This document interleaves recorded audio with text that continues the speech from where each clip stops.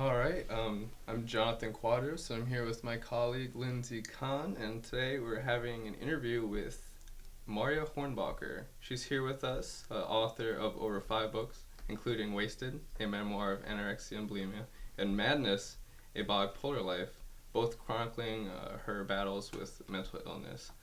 You are a Pulitzer Prize and Pushcart Prize nominee, and not to mention a New York Times bestseller, and you've done what many of our readers right now are interested in doing with their own lives, which is making a career life out of your writing. So take us to where this all started for you. Oh my gosh, I love it when people ask this question because I was 4 when I decided to be a writer. My parents gave me a blank book. It made me very anxious because I was like, "Where's the words?" And so I filled it with scribbling. And I decided it was called a novel. I had no idea what a novel was. I decided this was my first novel. And I don't have any idea what got into me, but I literally, from that time forward, wanted to be a writer. I trained as a writer at an arts academy when I was in junior high and high school, and then I went on to college as a journalist. Then I kind of tripped back into creative writing, and so it's been a long and wonderful process. Excellent. Let's see. I wanted to ask you about the sense of permanence that comes with publishing so many books, especially autobiographical ones that include a lot of your past. So, do you feel haunted by the past that they reveal, or is it more of a form of like catharsis? Is it empowering to see what you've endeavored through? That's an interesting question. It's not catharsis. I definitely don't feel that writing these books has been cathartic. Also, I would definitely want to stress that my 3 favorite books are not the memoirs. I have 5 books, and the 2 that most people know are the 2 memoirs, and I'm very fond of them, etc. But they have not been a huge piece of my writing career. They've been certainly my best known work. So when it comes to those 2 books, it's not that they were cathartic, it's that they do feel like a piece of past. The books themselves feel like a piece of the past, and certainly they explore times in my life that were very difficult and very distant now. Okay. I'll start with mine. I have a few more specific questions about your books. My first one is, the framework of Madness and Wasted are unique compared to other memoirs I've read. Madness is separated into parts with subsections headed by different time periods, while Wasted is separated into larger chapters headed by quotes. So what made you decide to frame your memoirs in these ways? I think I started with Wasted framing with quotes because there was such wonderful stuff out there to quote. And I think because it was my first book, I really wanted to use those quotes as springboards for my own process. And I think as a first time author, that may have been in part because I didn't totally trust my own voice, which was probably just fine and fair. When it got to Madness, chronicling by year and by time was important, partly because so much of the book takes place in very specific history times. You know, the 90s were a specific time, the 80s were a specific time. And tracking that story has to have a narrative arc, and in order to get it, it's a story of madness. It's all over the map. And so having that thing to hang it on, that year, it's happening in 89, it's happening in 93, it's happening in 98, gives you some sort of chronological arc through the book. So I chose that because they're disorderly books, and I had to give them some kind of order. That makes total sense. And then another thing about the quotes in Wasted, I was just wondering about the Alice in Wonderland quotes and why they played such a big part in Wasted. I know, that's so weird, isn't I it? loved it. I'm so glad, because I don't know when it got to be so obvious to me that through the looking glass, of course, is the more obvious metaphor. But Alice in Wonderland, that trip and fall into an unexpected other reality, is very much what addiction feels like, or it is what it feels like to me. Because when you emerge, the world is normal sized, and it doesn't change radically all over the place. But when you're in it, there is its own internal logic. The world of insanity has its own internal sort of hermetic way of thinking. And illness has that sort of disorder inherent to it, presenting itself as normalcy. And so, your mind says, oh, this is perfectly reasonable, when someone outside you is like, that is crazy. And so it's written that way because Alice in Wonderland sort of explores that idea in a very, very literal way. And so that's how I hooked up with that. I really like that. Thanks. All right, I have a couple of questions about The Center of Winter. It's one of my favorites. Thank you. So I consider myself primarily a nonfiction writer, and I find it really, really hard to write fiction. I find it hard to transfer just to get into that mindset. So I was wondering if you faced any difficulties writing The Center of Winter and what sort of things inspired you to write it. The greatest thing about Center of Winter was it took me like 102 years to write it. That was the most important thing, was that I wrote it wrong. Many drafts, like 7 wrong drafts. I wrote the wrong book about 7 times. There were probably 3,000 pages of drafts that went into that book. The final book, I don't think, is even 300 pages. It's maybe 300 and a few. The thing that was hard about that was allowing myself to tell a small story. I wanted to write something vast and epic. I wanted to write something big and crashing. I was young. I was really young when I got the deal on that book. And I sort of thought, oh my gosh, they're expecting me too. And it didn't occur to me at that point that it doesn't matter what they're expecting me to do. I get to write what I need and what I want to write. And so giving myself permission to write a tiny little domestic drama was harder than telling myself I needed to write, Odysseus. So it's important that, for me, that writers know they get to write what they want to write, and no amount of pressure from outside can tell them what they should write. Going off of the act of writing nonfiction, I had a question about, basically, we all know that with writing in that style, there's these burdens of compromise, especially when you're including people in or around your life in your story. Were there any unforeseen problems that you came across, not just in writing, but maybe on a personal and career level, when it came to publishing, actually distributing those works? The 2 of mine that have other people in my life in them, the 2 memoirs, all of the people named in those books read drafts of the books before they came out. And so anyone who was actually named in the book, like my mother, my father, a best friend, etc., those people all had permission and signed releases before the books came out. So nothing was unforeseen there. I got a lot of unfriendly Facebook messages after Madness came out, because all the people who aren't named in it are disguised enough that no one other than themselves would recognize them, but they did not like their portrayal very much. And so Facebook has been a great medium for people to lash out at other people anyway. So why not this? All right. On the topic of hate mail, it's really interesting because, you write about a lot of topics that are taboo in today's society still. So I'd imagine that you don't receive a lot of hate mail so much as you receive a lot of fan mail and people trying to reach out to you. I read somewhere that you get a lot of people writing to you saying that you saved their lives. And Marya Hornbacher quotes, as it were, have kind of taken on a life of their own, circulating on the internet, like on Tumblr, self-help forums, as sorts of aphorisms about dealing with these illnesses and disorders. So how does this affect you on a personal level, as an author that's still writing actively, and perhaps in your relationship to a sense of responsibility to those reading your work? Yeah, that's a tough one.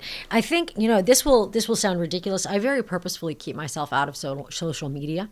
I don't actually know what Tumblr is, or how you get to it, or where you put it, or what it's on. I don't know what Instagram is either. And so that's very purposeful.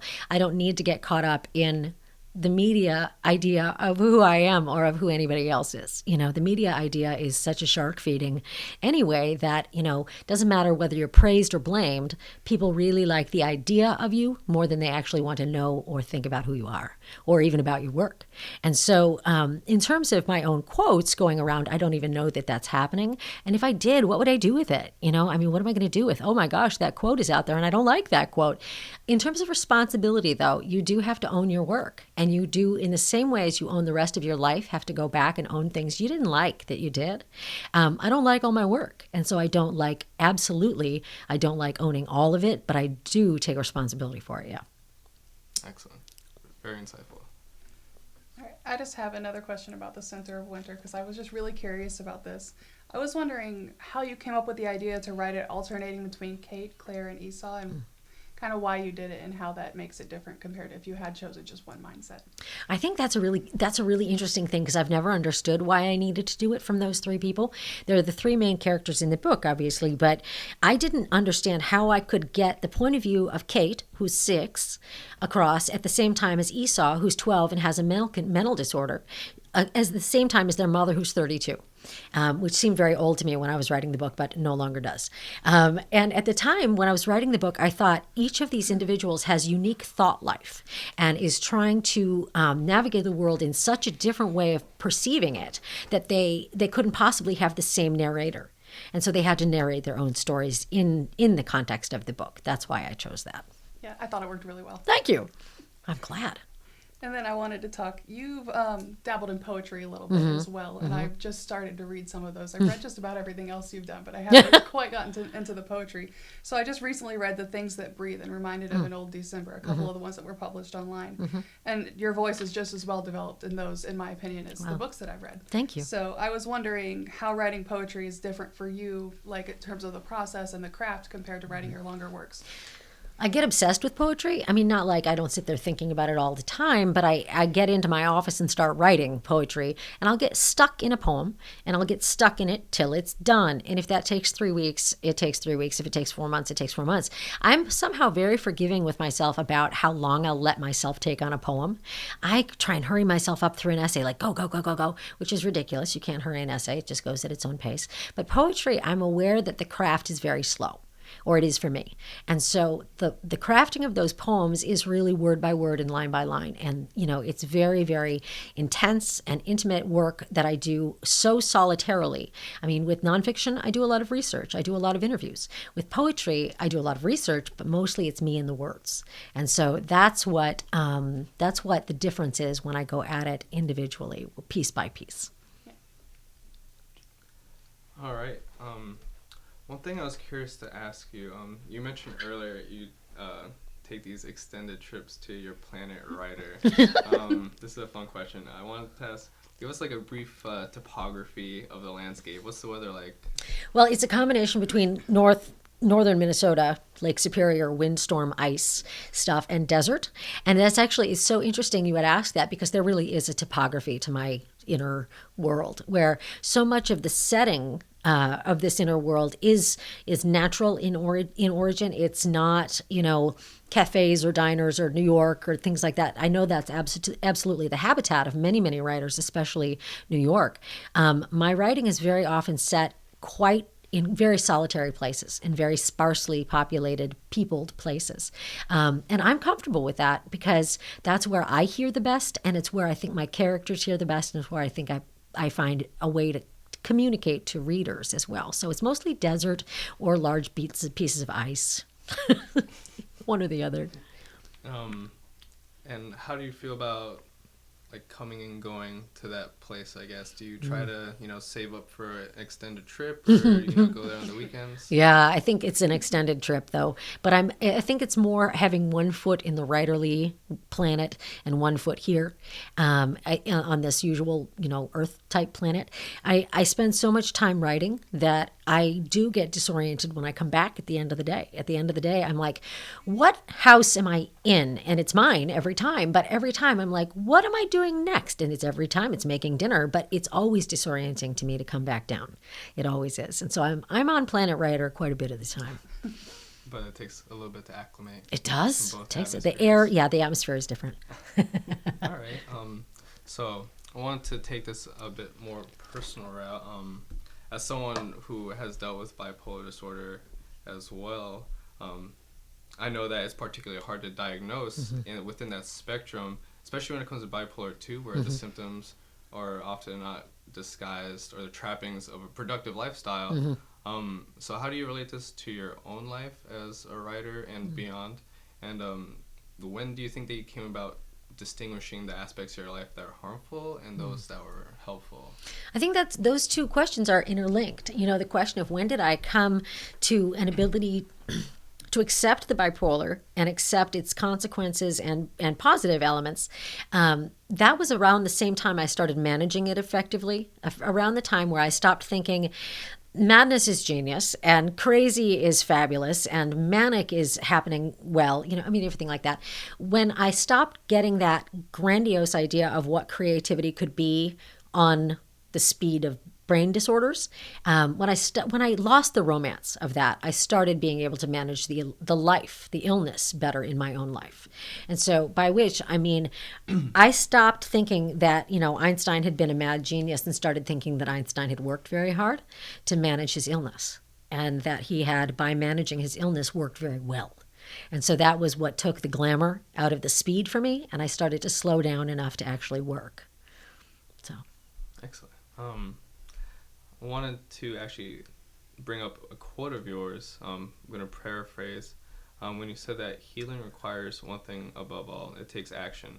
This will not be done for you. Eventually, you yourself will have to choose how to do it, how to live. Recovery is a choice. Now with that in mind, I really like that. How do you posit not just writing, but also reading in terms of like your own recovery and life through that?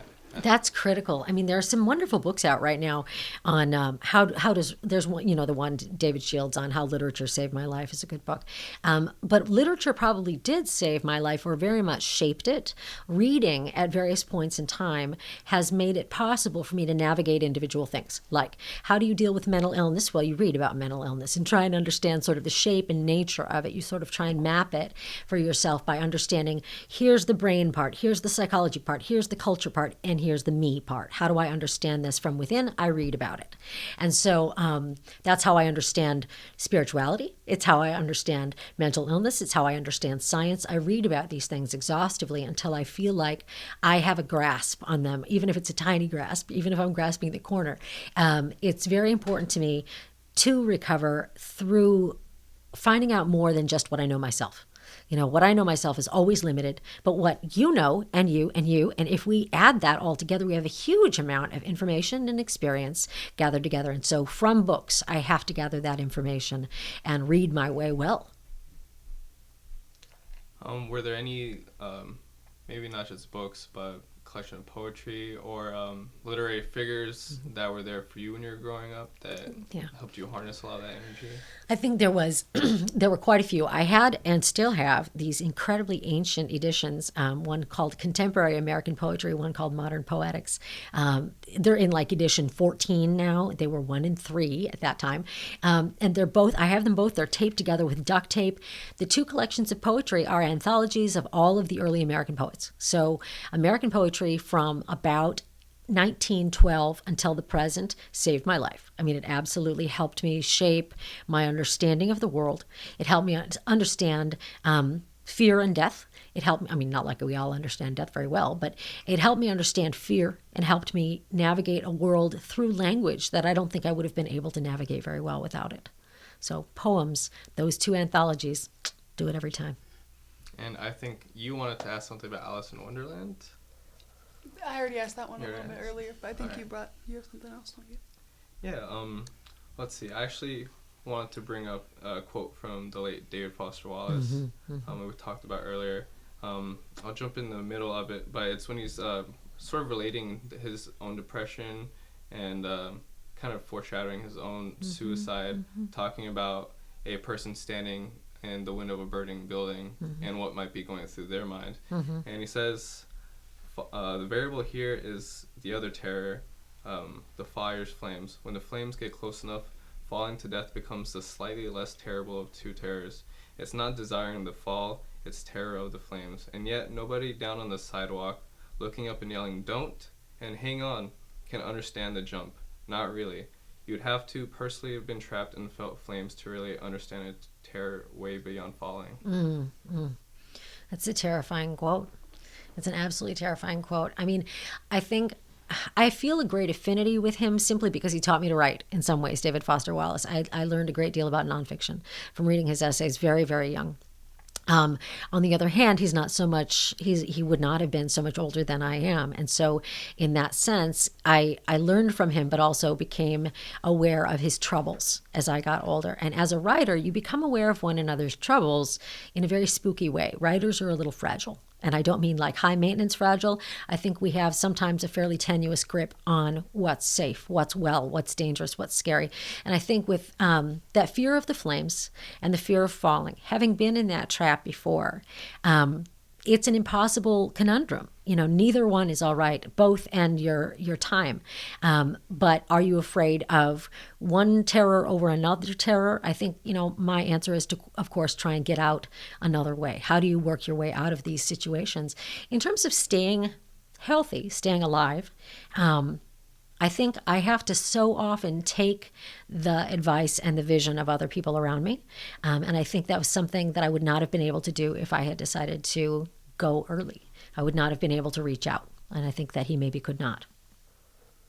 Right. And about this conundrum of trying to more or less convey what it might feel like standing up there to the people on the sidewalk and reconciling that with the success of your memoirs, pretty much doing exactly that. How do you reconcile those two? I think one thing about, success, whatever that term is used for and however it is meant, I think one is not aware particularly of one's impact on the world or presence in the world beyond the end of one's nose. I am not aware of being successful. I'm not aware of being unsuccessful. I simply have to deal with myself day after day, and I still have to deal with the page day after day. And so I suppose on the one hand, it's awesome that I got to navigate those things and was able to put them into words, because I get a lot of feedback that people found hope in my stuff. And that makes me incredibly happy, much happier than the success of it does. I'm much happier when I hear from a guy writing and saying, this was what made me really want to get well. That's all I care about, honestly, because the rest of it, I'm not even aware of it. So if I can reach that one guy, then we're in good shape. Beautifully said. And I understand that you've been writing, at least been published since you were in your early 20s. And going off what you just said, you're a New York Times bestseller. All these people reach out to you. You have this quote-unquote effect, outside of the end of your nose. But allow us to demystify you a little bit. Well, what is the day in Marya Hornbacher's life like? Oh, it's so simple.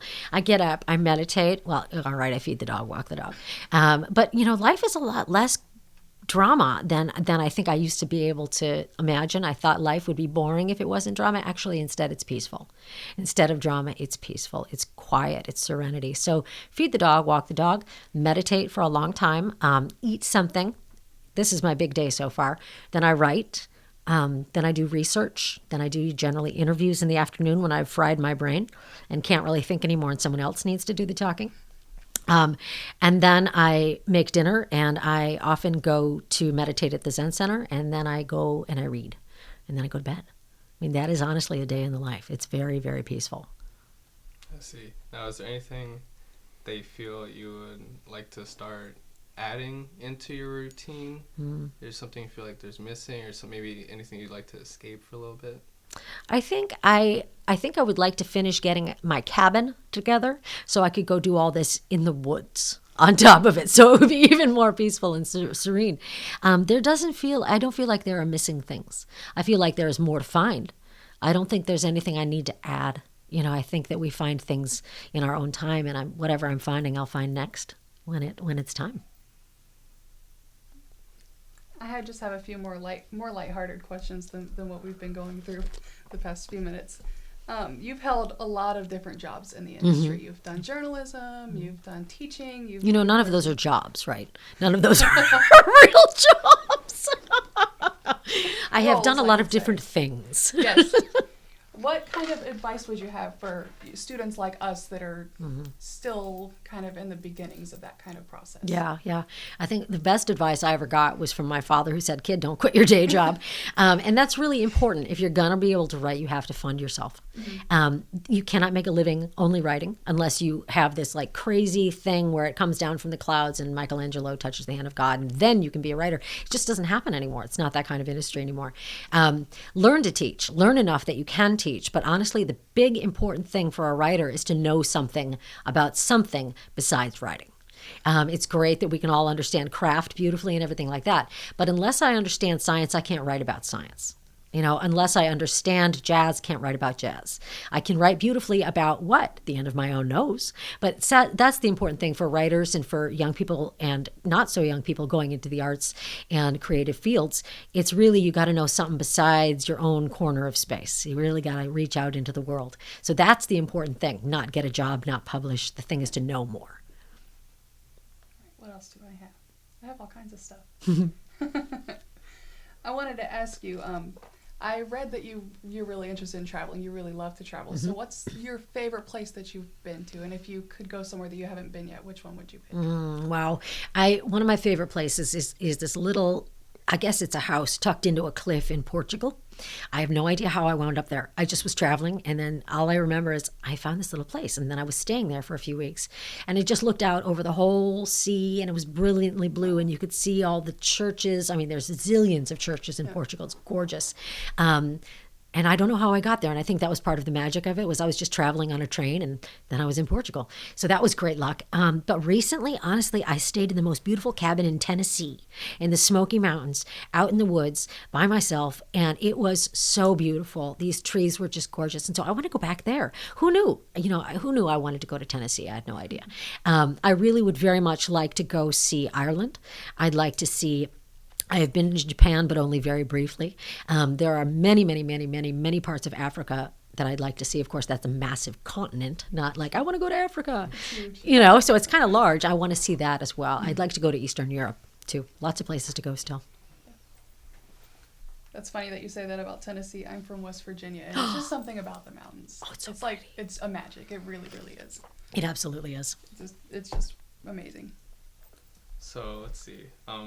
You have so much energy. You're defying the laws of entropy as we speak. I wanted to ask, we've reflected on the past a lot, and I know that you've made a career out of doing that yourself. But what about the future? What excites you about the literary sphere, literary community, and what about yourself? What do we have to look forward to? Oh gosh, this is fun stuff. This is the good stuff, the going forward stuff. I have a new book coming out through Houghton Mifflin at the end of 2016 that looks at the science of mental health, brain science and human lives intersecting. So it's like you get to read the science, but you get to read about it as it's affecting you, me. How do our brains work? So that's what I'm working on next. It's a pretty strictly journalistic piece on science. So I get to bring a bunch of things together, fascinations of personal sorts and also fascinations with science. I get to bring that together. And then I've at this point scattered a bunch of essays in enough journals that I probably have to put together a collection at some point here. So I'm kind of tooling around, rearranging essays and deciding what's going to come next with that. But first journalism, then essays. And what's exciting me in the literary world right now is the experiments with form, the experiments with creative nonfiction, creative fiction, all of the forms sort of starting to meld together and become new, weird, interesting animals. And I think there's a lot of new work that will come out of that that's very promising and interesting, more promising than it has been for maybe 10, 15 years. So. Excellent. Well, I believe we're going to close it up now. As I said, we're here with author and memoirist Marya Hornbacher. It's been an absolute pleasure. I'm going to give you the privilege/responsibility, if you'd like to leave our readership with any last words, maybe a book you're excited to read. Not yours, of course. Not mine. I'd say read Maggie Nelson's Bluets and then sit down and write something that's never been done. But you have to sit down and write it. You have to actually show up and write it. So sit down, show up, write, and read Maggie Nelson's Bluets. You know what? I think I might just do that. Thank you so much. Thank you. Thanks for having me.